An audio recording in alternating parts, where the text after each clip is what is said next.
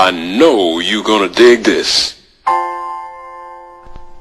Fellas, what do you think about the women's liberation? Wait a minute, man, don't say that. You gotta respect the women for what they believe, man. You might not go along with them, but you gotta respect them.